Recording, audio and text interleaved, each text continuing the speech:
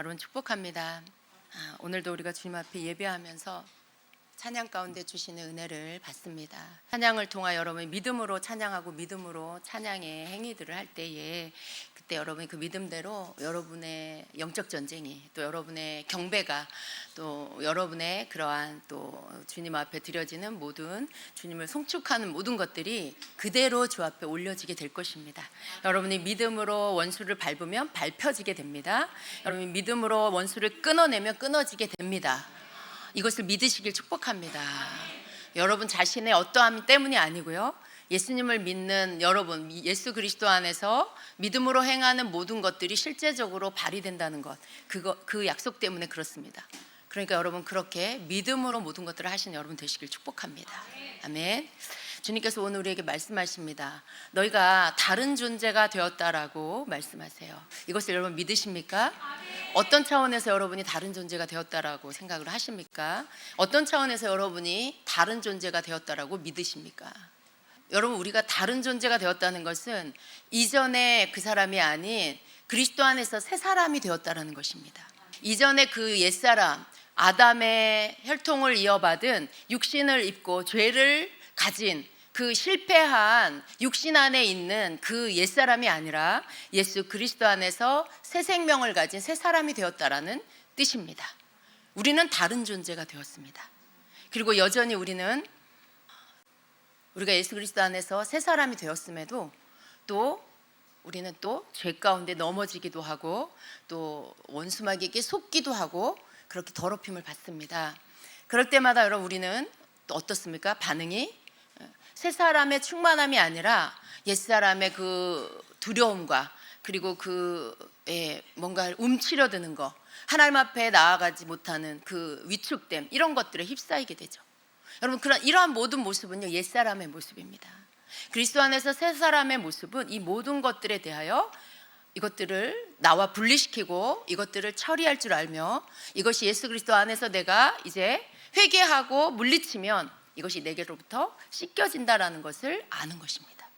근데 여러분 우리가 예배 가운데 나올 때 죄에서 넘어지고 근심 걱정 염려로 눌리고 여러 가지 문제가 내 안에 막 쌓여 있는 상태로 오게 되죠. 여러분 그렇게 해서 오게 되는 분들이 많이 있습니다. 다른 존재가 된다는 것은요, 예수님을 믿고 이미 내가 다른 존재가 되었는데 또다시 묻어져 있는 눌려져 있는 옛사람의 그 껍데기 같은 거, 옛사람의 흠집 같은 거, 이렇게 흠집을 내놓은 거죠. 그런 것들이 여러분이 찬양하며 하나님 앞에 나와 경배하며 그분을 높일 때 그 믿음의 고백 안에서 여러분의 그런 모든 묻어져 있는 것들이 이제 씻겨지게 됩니다. 깨닫게 해주십니다. 그때 여러분 어떻게 해요? 다시 또 다른 존재가 되는 거죠. 다른 존재가 됐는데 다시 더러워졌어. 죄로 인해, 자범죄로 인해. 근데 여러분 예배 안에서 또 씻겨지죠. 그럴 때 여러분 또 주님이 본래 만들어 놓으신 예수 그리스도 안에서의 다른 존재로 회복이 되는 것입니다. 그 회복되었다라는 말씀이죠.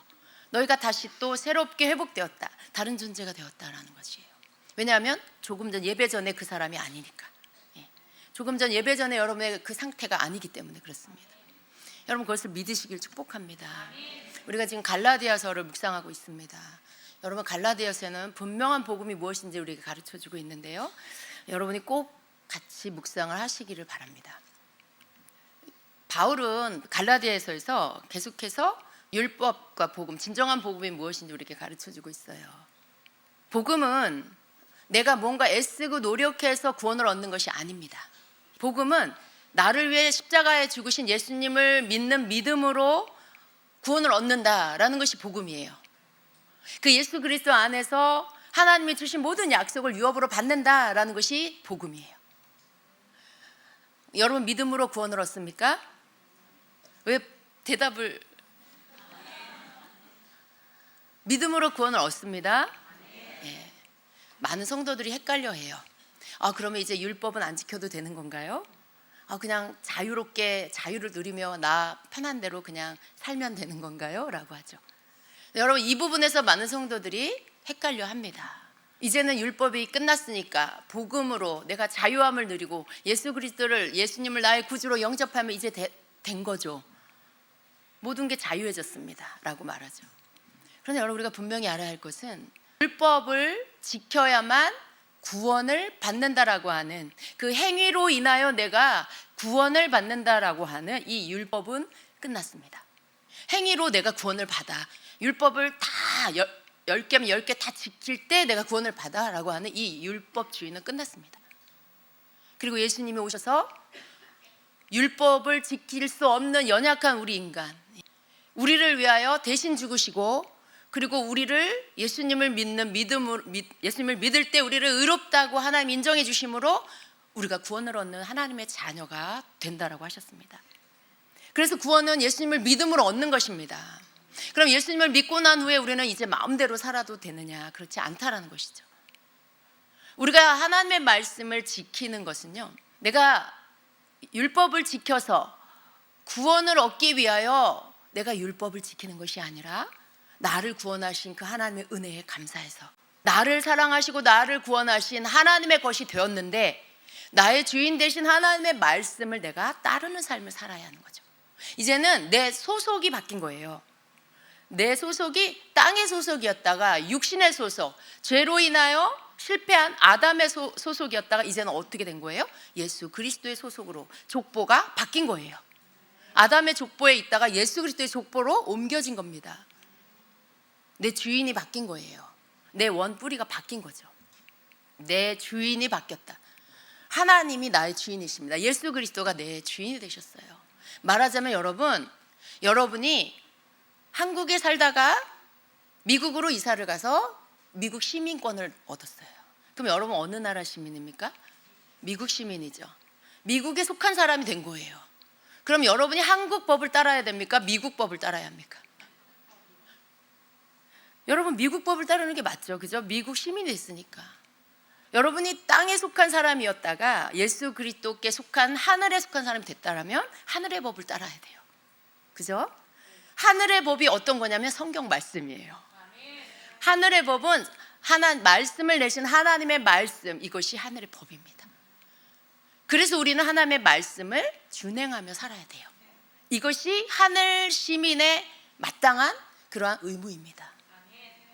구원을 얻기 위해 율법을 지켜내야 하는 그런 게 아니에요.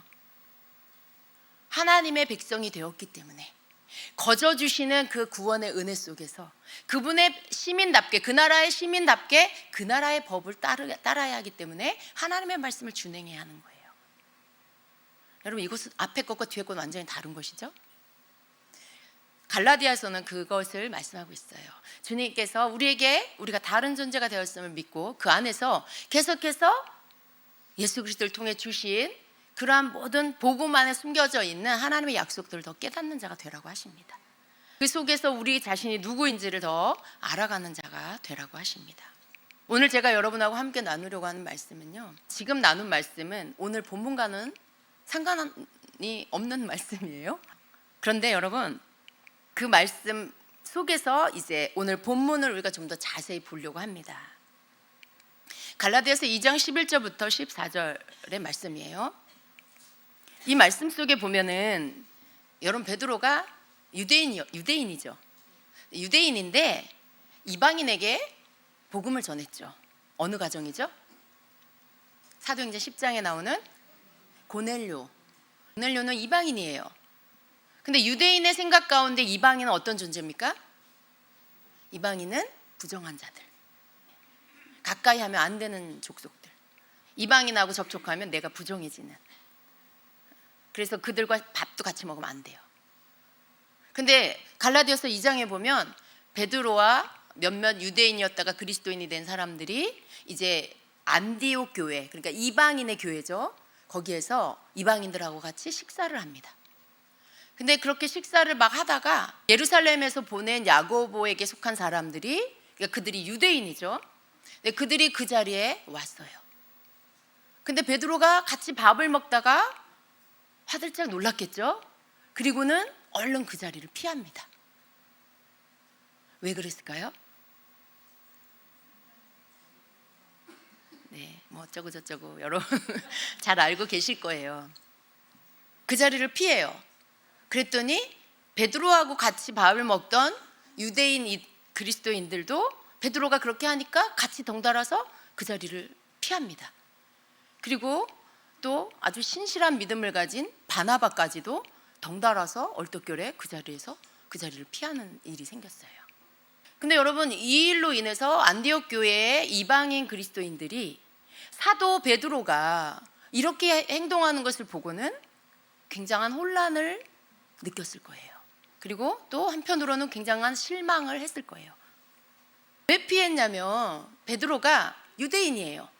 이전에 율법 안에 있는 그 유대인의 법은 이방인들하고 같이 밥을 먹으면 안 돼. 할례 받지 않은 사람, 그런 민족하고 내가 같이 이렇게 밥을 먹는 건 아주 부정한 일이에요. 금하는 일이죠. 그런데 그렇게 밥을 먹고 있었던 거죠. 예수님이 이미 오셔서 모든 일을 이루시고 복음이 전파됐어요. 하나님께서 베드로에게 사도행전 10장에서 예수 그리스도를 통해 이방인들에게도 구원의 문을 열고 그들 모두도 하나님 주시는 아브라함의, 믿는 자는 아브라함이 받은 그 복을 함께 받게 된다는 말씀의 계시들을 풀어주셨습니다. 환상을 보여주시고, 그리고 고넬료의 가정에서 사람이 오고, 동시에 일어난 일이죠.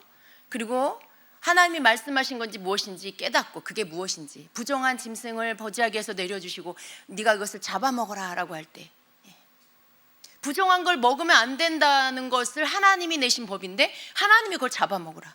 하나님, 전 어렸을 때부터 이렇게 부정한 걸 먹은 적이 없습니다. 전 이것을 먹을 수가 없습니다. 내가 정하다고 한 걸, 깨끗하다고 한 것을 네가 부정하다고, 더럽다고 하지 말아라.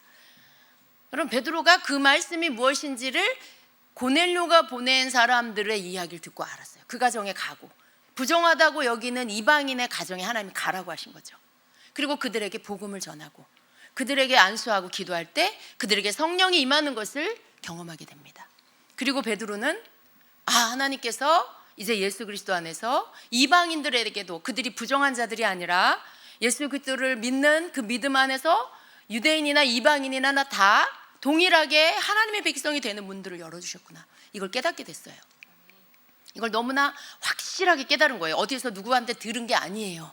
어디 가서 좋은 설교를 듣고 안 게 아니라 하나님께서 직접 계시를 주시고 환상을 주시고, 그리고 그 가정을 보내시고 초자연적인 어떤 하나님의 역사하심 속에 고넬료와 만나게 하시면서 고넬료의 간증을 들으면서 자신이 직접 경험한 하나님이 알게 하신 계시입니다.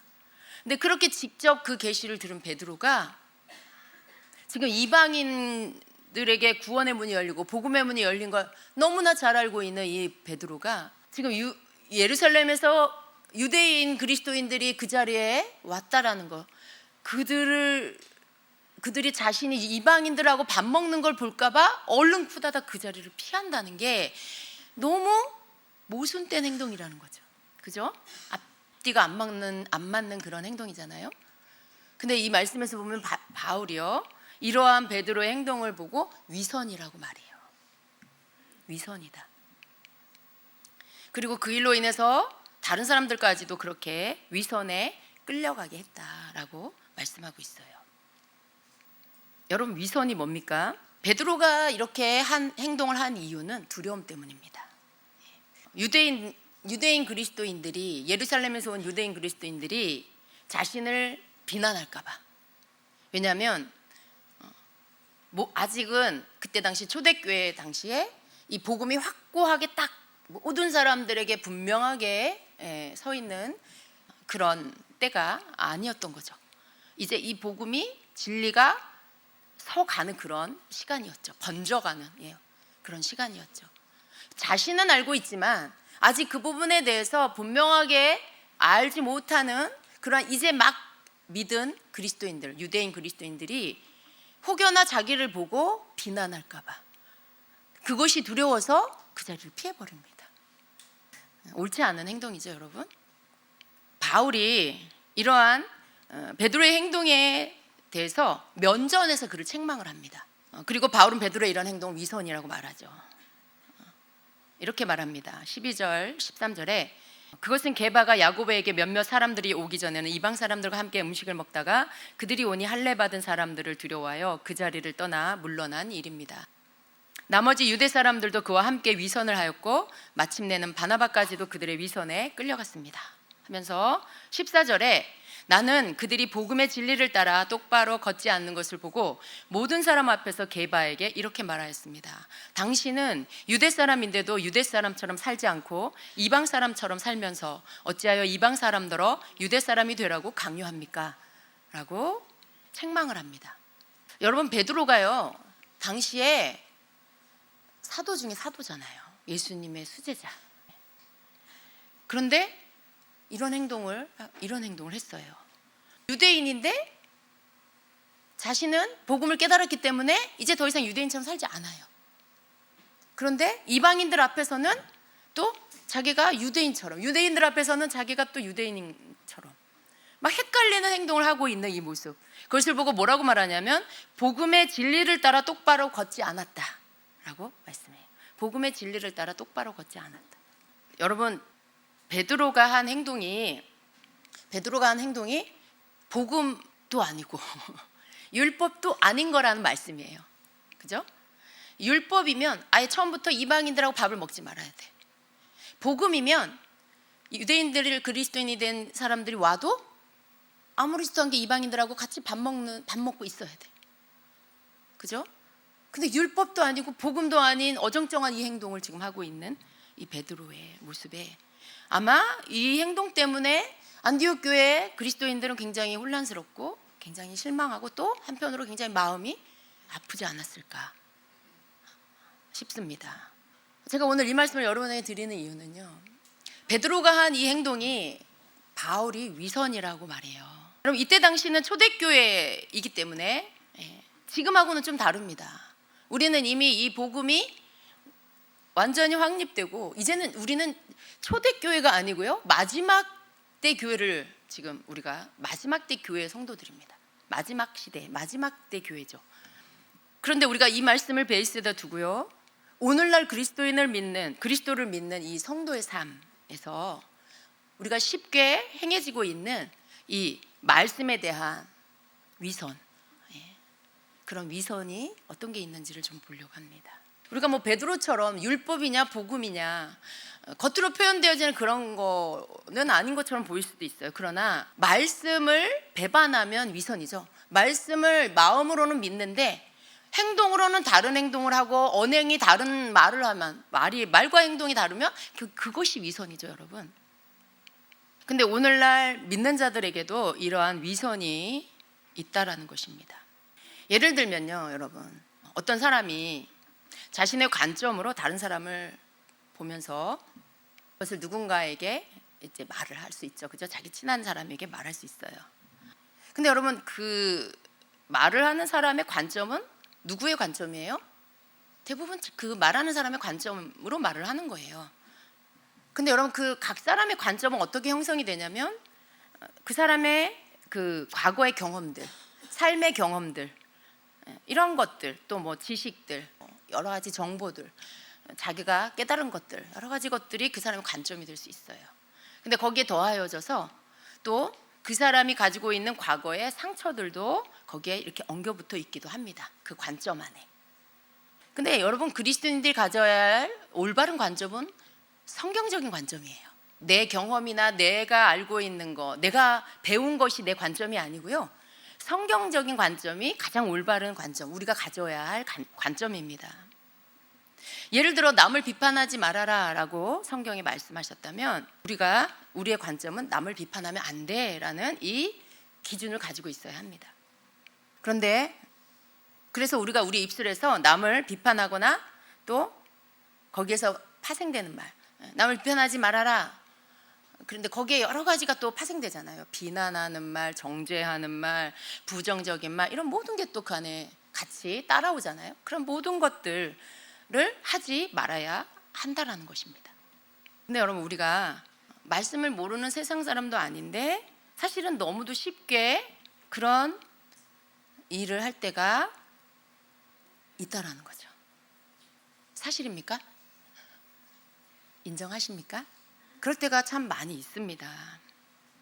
근데 여러분, 오늘 말씀 가운데 이 바울이 언급한 이 위선이라는 단어, 우리가 이걸 좀 이렇게 무겁게 좀 생각을 해볼 필요가 있습니다. 이 단어를 통해서 우리가 우리 자신들을 좀 비춰보기를 바랍니다. 만일 어떤 사람이요, 자신과 가까운 사람에게 자신을 힘들게 하고 또 상처를 준 사람에 대해서 그 사람에 대해서 어떤 판단하는 말, 비난하는 말을 했다고 할 때, 예를 들어서 그러면 그 말을 들은 사람은요 대부분 어떤 태도를 취하죠? 그 이야기를 막, 누군가에 대한 이야기를 막 하는데 나에게 상처 준 사람에 대해서 막 내 관점으로 막 이야기를 하게 되겠죠. 그럼 그 이야기를 들은 이 사람하고 친한 사람은 이 자기한테 얘기해 준 사람한테 어떤 반응, 어떤 태도를 보이게 될까요? 그냥 여러분 경험에서 한번 생각해 보세요. 물론 두 사람 다 크리스찬이라는 전제 하에서 거의 대부분 어떻게 해요? 그 말하는 사람의 입장에서 편을 들어주죠. 같이 비난을 해주거나 또 그 사람이 하는 말에 동의를 해주거나 대부분 그럴 겁니다. 그렇습니까? 아니면 그만할게요. 거기에 또 실수하는 게 뭐냐면 자신이 경험했던 그 사람에 대한 그 지금 비난의 대상이 되고 있는 그 사람에 대해서 듣고 있는 그 사람 자기가 경험한 것까지 얹어서, 그 부정적인 것까지 얹어서 동의를 하고 맞장구를 쳐줍니다. 그런 경우들도 있죠. 여러분 그렇게 하면 대부분 그 이야기한 사람 좀 어떨까요? 조금 기분이 좋아지고요, 좀 속도 좀 시원해집니다. 뭔가 좀 후련해지는 걸 느끼는 거예요. 기분이 좀 좋아지는 거예요. 좀 후련하고. 근데 여러분 어때요? 그건 그냥 잠깐일 뿐이에요. 그렇게 했다고 해서 뭐가 달라진 게 없어요. 그렇게 했다고 해서 내 속에서 그 사람에 대한 나쁜 감정이 싹 없어진 것도 아니고 그 사람이 뭐 이제는 좋은 관계 안에 편안하게 갈 수 있는 것도 된 게 아니고 그냥 아무 해결된 것도 없이 그냥 문제는 여전히 남아있고 불편한 마음도 여전히 해소되지 않은 상태로 남아있게 됩니다. 여러분 그 사람 속에 있는 그 문제가 해결이 되려면 한 가지밖에 없어요. 그 받은 상처, 그것이 하나님의 치유를 경험해서 치유되는 것밖에 없어요. 그렇게 해서 해결하는 것밖에 없어요. 근데 여러분 문제는 뭐예요? 지금 말한 사람과 들은 사람 가운데 이 들은 사람에게 문제가 좀 있어요. 이 들은 사람이 문제입니다. 문제가 그 사람 이야기를 들었어요. 근데 그 얘기에 듣고 동조해주고 같이 비난하고 같이 동의하고 같이 정죄하고 이렇게 한 이것이 바로 문제라는 거예요. 상처 받은 사람이 뭐 얘기를 안 하면 좋겠지만 마음이 힘드니까 얘기를 할 수 있겠죠.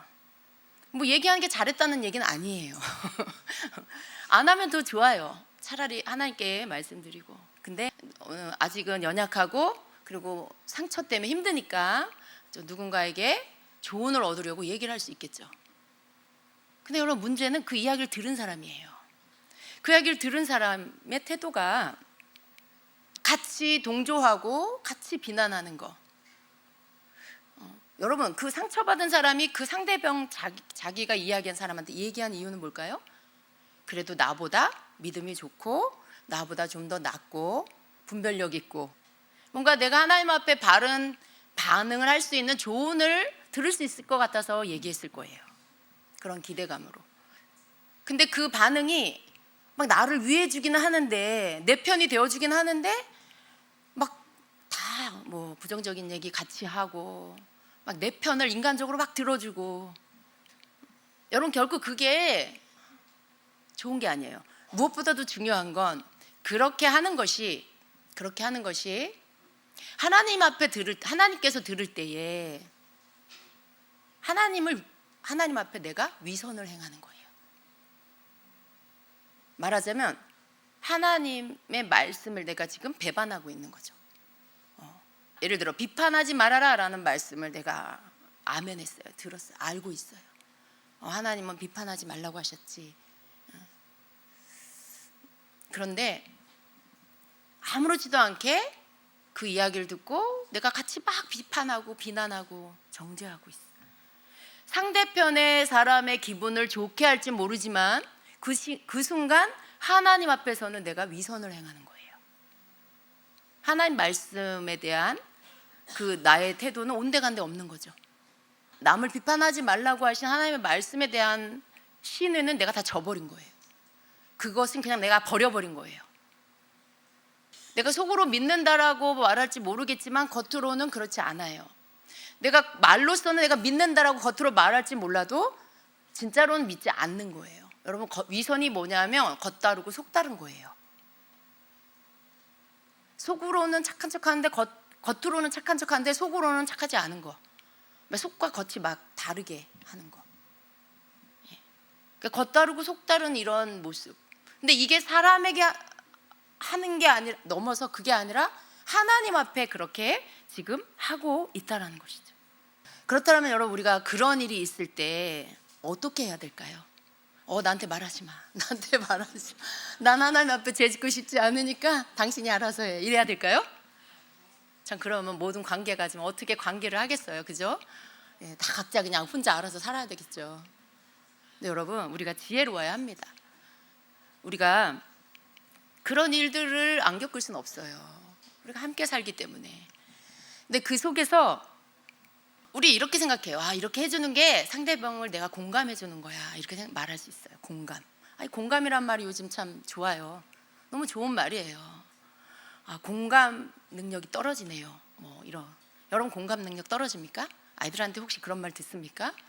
옆에 가까운 분들이 여러분한테 공감 능력이 없다라고 혹시 그런 얘기 듣나요? 공감 능력 있는 거 좋아요. 있어야 돼요.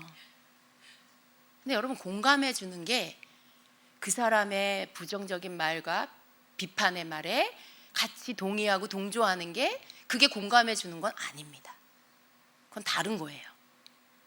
공감은요, 그런 거예요. 이야기를 듣고 그랬구나. 정말 힘들었겠다. 그렇게 하는 게 공감해 주는 거예요. 그 사람의 지금 심정과 상황을 내가 이해해 주는 거죠. 옆에 사람한테 한번 해보세요. 그랬구나. 힘들었겠다. 이게 공감해 주는 거예요. 그런 거예요. 공감은 내가 너의 상황을 알고 내가 너의 기분을 이해해. 이렇게 해주는 게 그게 공감입니다. 근데 이 공감해 주는 걸 넘어서 내가 막 같이 판단을 하고 정죄하는 거, 이건 공감이 아니에요. 이건 하나님의 말씀을 무시하는 태도입니다. 행동이에요. 근데 그 말씀을 내가 깨달았고 믿고 내가 그 말씀을 믿고 있지만 마치 그 말씀을 모르는 사람처럼 지금 내가 행동하고 있는 거죠. 그러니까 속과 겉이 다른 행동을 지금 내가 하고 있는 거죠. 하나님 앞에서 그 사람에게는 기분을 좋게 하고 비유를 맞춰주고 편을 들어주는지 몰라도 하나님 앞에서는 내가 지금 위선을 행하고 있다라는 거. 여러분, 이런 식으로 우리가 우리 자신한테 속을 때가 참 많습니다. 그죠? 내가 나한테 속는 거예요. 내가 잘하고 있다고 생각하니까. 그게 아닌데 내가 잘하고 있다라고 생각하니까. 그게 자기가 자기한테 지금 속고 있는 거예요. 내가 이렇게 해주는 게 이 사람을 사랑하는 거고 내가 이 사람을 국률이 여기는 거야 라고 생각해요. 그러니까 거기에 대한 아무런 거리낌이 없죠. 내가 이렇게 해서 이 사람을 위로해주고 이 사람을 내가 힘을 줬어 라고 생각해요. 근데 그것이 아닙니다. 그래서 여러분, 우리는 하나님 말씀대로 살아야지 라고 결심하지만요, 실제로 우리의 삶 안에서는 이렇게 아주 사소한 것 안에서 굉장히 우리는 자주 위선을 행하고 있어요. 저도 그럴 때가 있어요, 여러분. 우리가 자기한테 속는다니까요. 이런 위선을 행하고 있습니다. 그래서 여러분, 우리는 우리의 관점을 말씀으로부터 이렇게 취해야 돼요. 그리고 내가 내 삶에 하나님의 말씀이 나의 관점이 되면은요, 이제 이 말씀이 어디까지 와야 되냐면 이 말씀이 내 삶의 전반적인 부분에까지, 이 말씀이 내 의식하는 내가 그렇게 그 말씀대로 살아야지 하고 생각하는 거, 이거 내 의식이죠. 근데 아주 완전히 그냥 몸에 배버려. 그건 내 무의식까지 이 말씀이 배어버리는 거예요. 그건 무의식까지 이 말씀이 들어가서 내가 무의식 중에라도 이 말씀대로 내가 말하고 행동하게 되는 거예요. 그 말씀을 떠올려서 내가 막 말로는 같이 욕해주고 싶은데 아니야, 그러면 안 돼. 하나님이 그러면 안 된다 그랬어. 막 나를 꾹꾹 누르고 안 하는. 물론 그것도 좋아요. 그렇게라도 하는 건 좋은데 우리의 상태가 어디까지 가야 되냐면 그렇게 하는 것뿐만 아니라 그런 애씀이 없이도 할 수 있는 상태. 저절로 안에서 흘러나오는. 내 무의식 가서 아예 몸에 배가지고 그런 말을 들으면 그런 말이 아예 안 나와. 제대로 된 말씀의 관점이 나오는 거. 이 여기까지 우리가 사실 가야 되거든요. 여러분, 사람의 마음을 이해해 주는 건 필요해요. 그 사람의 마음을 이해해 주고 또 어떤 상처 받은 거 이해해 주고. 그런데 그 사람이 상처 받은 것으로 인해서 그 사람의 상처로 인해서 생긴 왜곡된 관점, 그 말하는 사람, 그 왜곡된 관점에 여러분이 같이 동의하지 않도록 주의해야 합니다. 내가 동의해 준 거, 그래 맞아. 그 사람 진짜 좀 이상해. 그 사람 좀 문제 있어. 그러는 거 같이 동의하는 거예요. 그렇게 하는 것은 주의하라는 거예요. 그렇게 하지 말라는 것입니다. 네. 그럴 때 여러분 그럼 어떻게 해야 되냐? 여러분이 해야 할 것은요, 여러분이 성경적인 관점을 말해주면 되는 거예요. 성경적인 관점을 말해주면 돼요. 근데 이 성경적 관점 말해주라고 해서 또 여러분이 집사님, 예수님이 남을 비판하지 말라 그랬잖아. 그러지 마. 그런 말 하지 마. 막 이러면서 막 이렇게 가르치는 어조로 그 사람한테 집사님 그런 행동 잘못됐어. 막 지적하면서 그 사람을 가르치는 어조로 그렇게 하는 거. 그래서 막 내가 이 사람을 막 고쳐줘야 되겠어. 이 사람 잘못된 걸 내가 막 고쳐주고 말아야 되겠어. 반드시 고쳐줘야 되겠어. 막 이런 마음으로 그 사람한테 내가 막 말을 해. 이러지 말라는 거예요, 여러분. 그렇게 하지 마세요. 여러분, 그렇게 하면 깐데 또 까는 거예요. 너무 잔인해. 이미 상처로 너무 아픈데 또 막 지적당하고 정죄당하고 판단당하고 그러는 거예요. 그럼 그러면 안 돼요. 여러분, 그게 사랑이 아니에요. 여러분이 해야 될 건 뭐냐면 사랑의 마음으로 여러분의 가지고 있는 성경적 관점을 이야기해 주면 되는 거예요. 그랬구나. 되게 힘들었겠다. 근데 집사님, 그 사람 때문에 힘들어 하는 거 가지고 하나님 앞에 기도하자. 하나님, 나에게 왜 이런 일이 있는지 가르쳐 주세요 하고 기도하자. 나도 기도해 줄게. 뭐 이렇게 같이 중보. 여러분 들었으니까 중보해 줘야 돼요. 그런 얘기, 힘든 얘기를 들으면 여러분은 중보를 해줘야 돼. 의무적으로.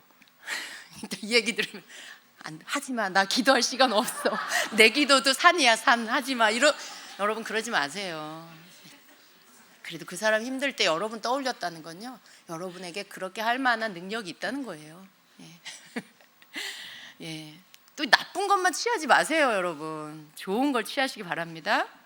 그래서 여러분 안에 있는 그런 어떤 성경적인 관점으로, 또 사랑의 마음으로, 또 주님의 마음으로 이렇게 이야기해 주는 거예요. 그럴 때 여러분 지혜롭게 속으로 성령님, 내가 이 사람에게 무슨 말을 해줘야 될지 가르쳐 주세요. 떠오르게 해주세요. 여러분이 그걸 구해야 돼요. 왜 그러냐면요, 여러분, 사람은 다 거기서 거기예요. 이 사람 얘기가 내 얘기이고 막 그래요. 그죠? 나도 그런 적 있는데, 나도 그 사람 미운데, 뭐 그런. 우리는 성령님께 나를 드리고 내가 성령님께 그때마다 도움을 구하지 않으면 여러분 어떤지 아세요? 그냥 옳다구나 하고 거기에 나도 같이 붙어가지고 같이 그냥 욕하고 비난해. 그러고 싶은 유혹이 막 생겨요. 그럼 안 된 거 너무 잘 아는데, 내가 그 얘기 하려고 그런 게 아니고 제가 먼저 해가지고 내가 한 거예요. 뭐 그렇게 변명하면 안 돼요. 변명하는 거, 에덴 동산에서 아담이 하와가 하나님 앞에 했던 그 못난 모습이잖아요. 자기가 해놓고는 쟤 때문에 그랬어요. 아니, 쟤 뱀 때문에 그랬어요. 그런 거 안 통합니다, 여러분. 그래서 우리가 그런 것들을 하지 않고 적어도 하나님 앞에서 내가 위선을 행하지 않아야 되겠다. 내가 하나님 앞에서 위선을 행하지 않아야 되겠다라는 그런 마음을 가져야 합니다. 여러분, 사람들마다 각자의 성장의 단계가 다 달라요. 그죠? 각자의 성장의 단계가 다 달라요. 어떤 사람은 먼저 믿었고, 어떤 사람은 좀 더 천천히 믿었고, 어떤 사람은 이제 초신자가 됐고, 그래요. 다 성장의 단계가 다릅니다. 그래서 여러분, 사람은 다 부족해요. 완전하지가 않아요. 좀 했다 해도 실수할 수 있어요. 똑같은 위선을 또 행할 수도 있어요. 근데 여러분, 우리가 이걸 점점 버려가는 거죠. 그런데 우리가 또 주의해야 될 게 뭐냐 하면, 우리가 이런 이야기를 듣고 이럴 때요, 그 사람 내가 인간적으로 좋아해, 내가 이 사람하고 친해, 그래서 무조건 들으면서 그냥 이 사람 편에 서주는 거 그렇게 하지 마시고요. 여러분은 분별을 하셔야 돼요. 이야기하는 이 사람의 이야기를 들을 때 이 사람의 지금 혼의 단계가 어느 만큼인지를 분별할 수 있어요. 더 나아가서 이 사람 속에서 아직 처리되지 않은 버려야 될 그런 부정적인 영역들이 무엇인지를 여러분이 분별할 수 있으셔야 돼요. 누군가 자기를 향해서 비난하고 자기에 대해서 안 좋게 막 이렇게 하는 사람에 대해서 반복적으로 상처를 받고 있다. 그러면 이 사람 속에는 깊은 비난으로 인한 상처, 그걸 극복이 안 된 거죠. 또 어떤 거부당하는 것에 대한 상처, 이런 게 아직 치유가 안 되고 그 영역 안에 뭔가 아직 치유되고 처리돼야 될 게 남아있는 거예요. 그러면 그 안에서 지금 바라보고 있기 때문에 그 사람이 바라보는 관점에는 항상 나는 피해자, 저 사람은 가해자, 그 관점 안에서 보게 돼요. 그러면 여러분이 그 이야기를 들을 때는 내가 이 사람 피해자니까 나도 같이 피해자 편에 서준다, 이게 아니라 피해의식이 있구나, 이 사람 안에 상처로 인한 피해의식이 굉장히 많이 있구나, 그것 때문에 힘들구나, 그래서 항상 이 관점으로 보는구나. 그러니까 어떻게 해요, 여러분? 그걸 여러분 분별하고 거기에 맞게 대화를 할 수 있어야 돼요. 거기에 맞는 대화. 집사님의 혼의 단계는 지금 피해의식으로 가득한 단계야. 그 얘기를 해주라는 게 아니라, 그 얘기가 아닌 거 아시죠? 그런 게 아니에요. 그건 여러분 혼자 분별하라고요. 우리 마음 안에는 항상 긍휼에 있어야 돼. 그리고 항상 누구를 보면 그 모습이 곧 조금 여러분이 나아졌다라면 그게 여러분 과거의 모습인 거예요. 나도 저런 때가 있었는데 주님 날 치유해 주셨지. 집사님 지금 저걸 겪고 있구나. 집사님 저거 지금 겪고 잘 이겨내야 되는데, 잘 극복하고 치유돼야 되는데 주님이 다루어 가실 건데, 이런 마음으로 들어주는 거예요. 이런 마음으로. 여러분, 우리 말이 참 조심할 게 많아요. 왜냐하면 그 말에 이렇게 다르고 다른 요 작은 미묘한 차이가 하나님 앞에서는 위선을 행하기도 하고 죄를 범하기도 하고, 굉장히 성령 안에서 말을 할 수도 있지만 또 혼적인 영역 안에 아주 육적이고 인간적인 말을 할 수도 있어요. 근데 항상 인간적이고 혼적인 말을 하나님을 대적하고 있고, 하나님을 위선으로 하나님을 배신하고 있다는 걸 우리가 알아야 돼요. 근데 우리는 그 말로 하는 이 실수와 죄가 너무 많아요. 그죠? 너무 빈번하게 많아요. 그것보다 더 무서운 일이 뭐냐면, 의식도 못해. 내가 무슨 잘못을 했는지, 내가 지금 무슨 죄를 졌고 무슨 위선을 하나님 앞에 행했는지를 깨닫지도 못해. 여기서 하고 좀 이따 저기 가서 또 해. 그러는 거예요, 여러분. 내가 깨닫지 못하면.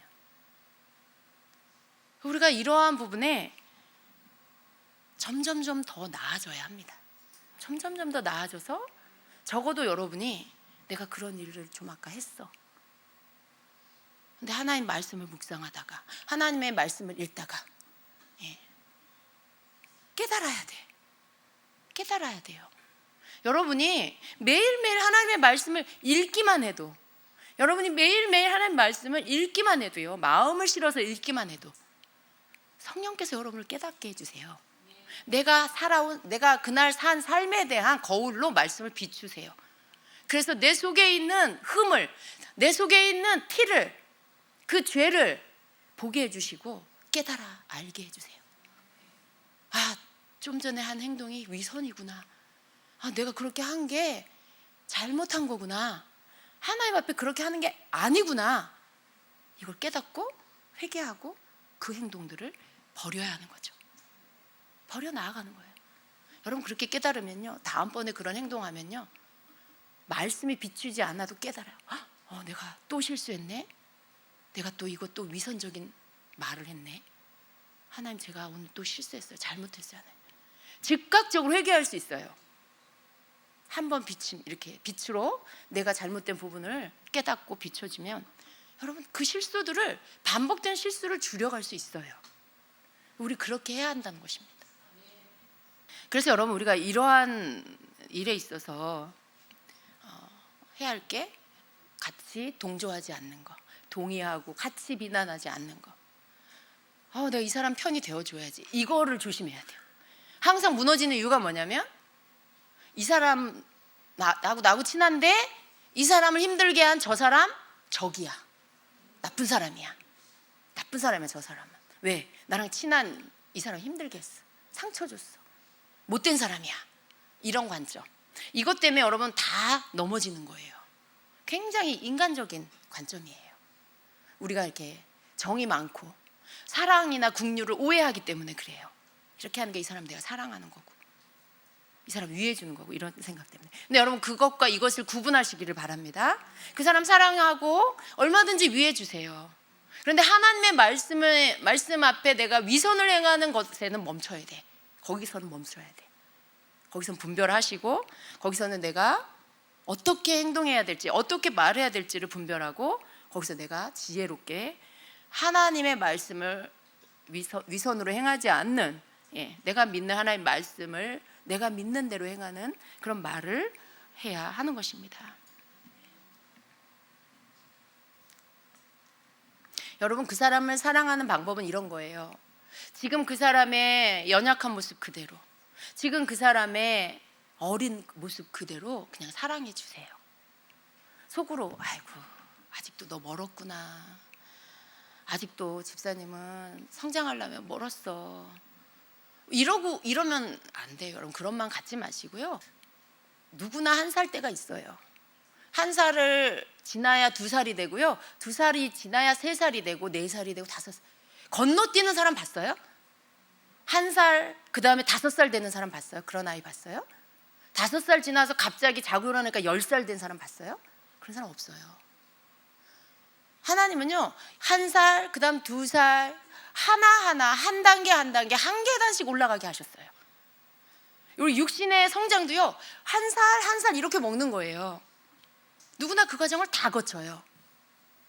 내가 지금 영적으로 10살이면 저 사람이 지금 영적으로 5살이면 나도 5살일 때가 있었어요.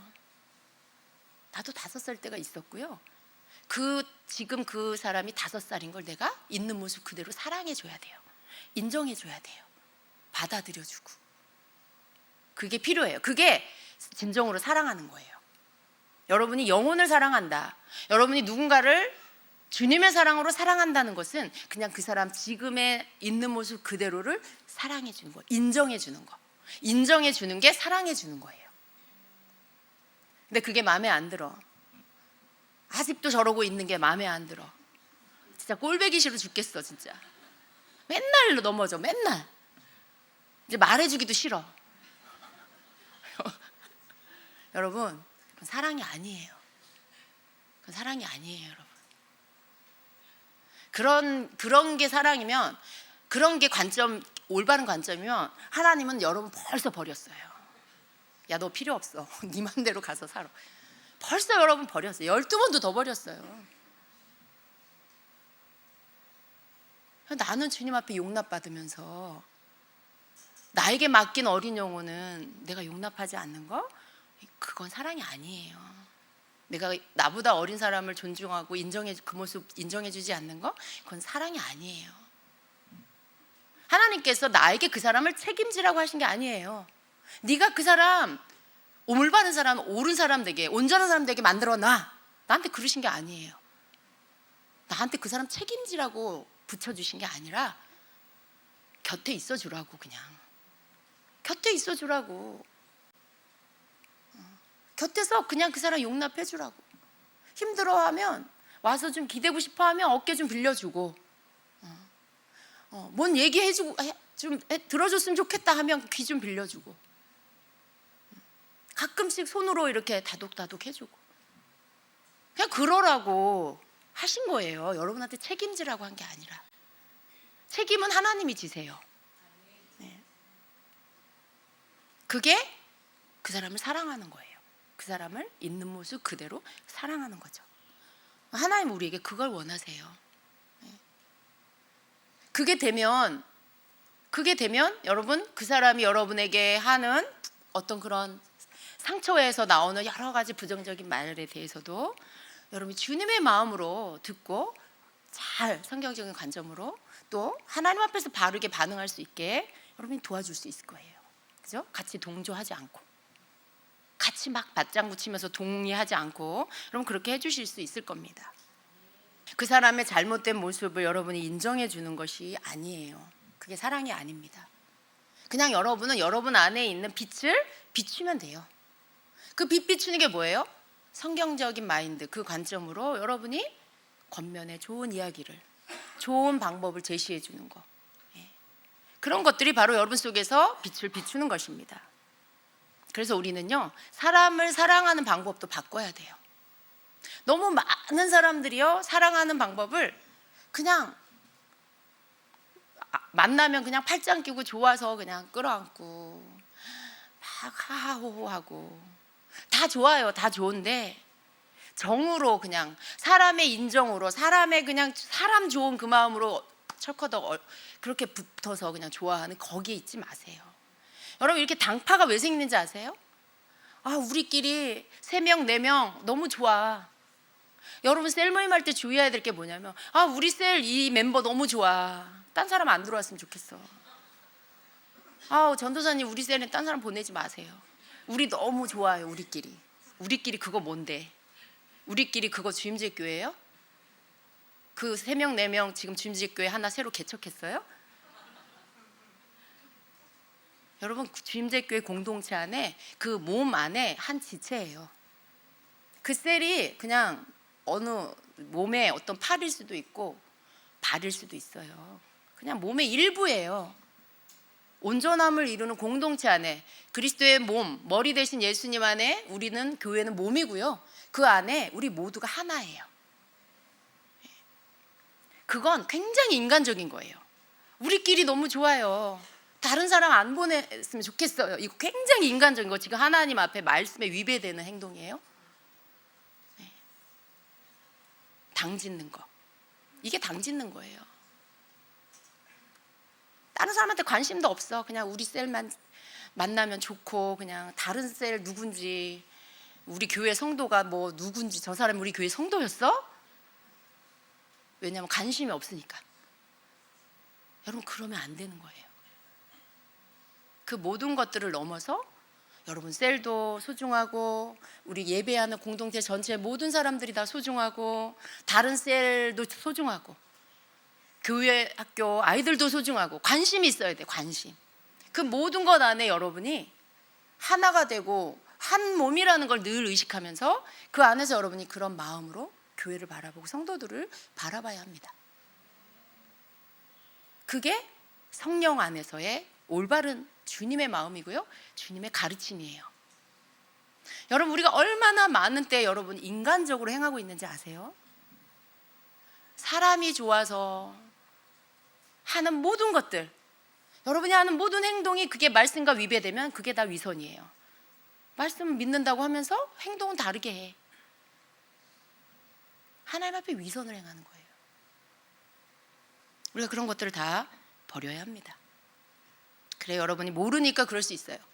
그렇지만 알아가면서 점점 그런 것들은 버려야 돼요. 그런 행동들, 그런 태도들은 다 버려야 하는 것입니다. 셀에 모여서 이런 행동하지 마세요. 누구누구 도마 위에 올려놨어. 그 사람에 대해서 한마디씩 다 해. 얼마나 여러분 모든 사람이 공개적으로 지금 열어놓고 죄를 짓고 있는 거예요. 거기에 제가 안 올라가기 바랍니다. 거기에 우리 김 목사님과 제가 안 올라가기 바래요.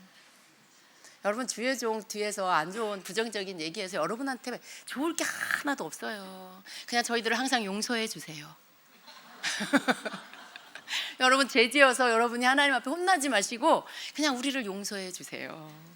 부족한 게 많을지라도 여러분이 원하는 분량이 안 차는 게 있을지라도 언제나 그냥 너그러이 용서해 주시고, 여러분 하나님 앞에 혼나지 마세요. 조심하세요. 그렇게 여러분 마음 맞는 사람끼리 모였을 때 이 사람들은 이런 얘기 해도 뭐 다 이해할 거야. 우리끼리니까. 그러면서 막 또 부정적인 얘기, 남 얘기 비난하는 소리, 판단하는 말, 그런 거 하지 마세요. 여러분, 유치하잖아요. 우리 이제 그런 거 유치하잖아요. 우리 이제 그런 거 어렸을 때, 어린아이일 때 하는 행동이잖아요. 영적으로 어린아이일 때 유치원생이 하는, 영적인 유치원생이나 하는 그런 행동들, 그런 거 이제 다 버려야 돼요. 이제 그런 거 다 버리고 하나님 앞에서 위선적이지 않은, 위선을 행하는 일들을 하지 않는 그런 여러분이 되셔야 됩니다.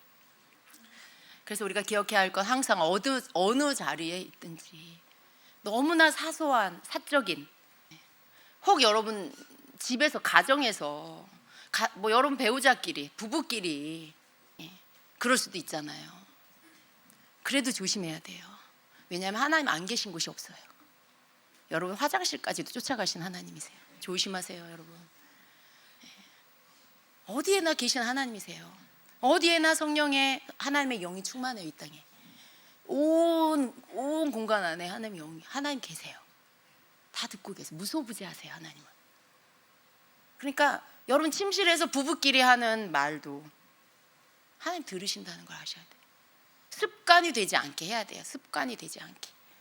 습관은요, 나도 모르게 그냥 나와요. 그러니까 우리가 그것을 하지 않도록 조심해야 되겠습니다.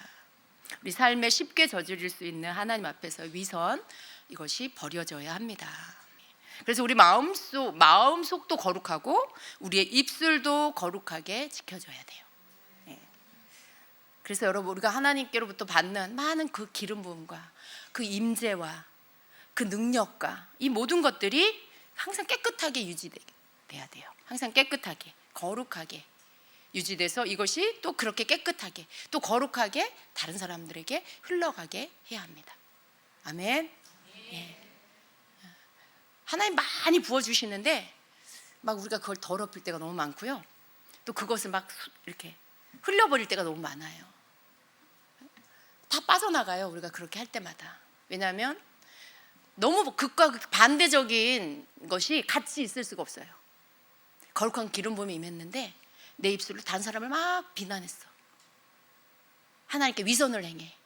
그럼 이 기름이 어떻게 해요? 다 빠져나가. 하나님의 능력 다 빠져나가. 그럼 또 빈털터리가 되는 거예요. 여러분 백날 받아보세요. 기름 부음.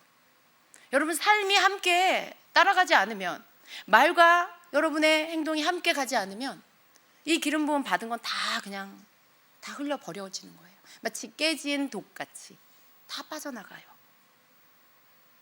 그래서 이렇게 되지 않도록 우리가 우리 삶 가운데 아주 사소한 부분이지만 조심하고, 그리고 혹 실수한다 해도 빨리 깨닫고, 또 그런 것들을 여러분에게서 회개하고 버리고 또 하지 않기를 조심하고, 이런 삶을 우리가 살아야 되겠습니다. 궁극적으로는 이러한 것들 우리 속에 아예 그 요소가 없어져 버려야 돼요. 그런 말 하고 싶은 거, 입이 근질근질해, 그런 말 잘 통하는 사람 찾아, 그런 거조차도 없어져 버려야 돼요. 여러분 안에서 아예 생각도 나지 않는 상태까지 이르러야 한다라는 것입니다. 아멘. 여러분 그렇게 하시기를 축복합니다. 아멘. 우리 기도하겠습니다.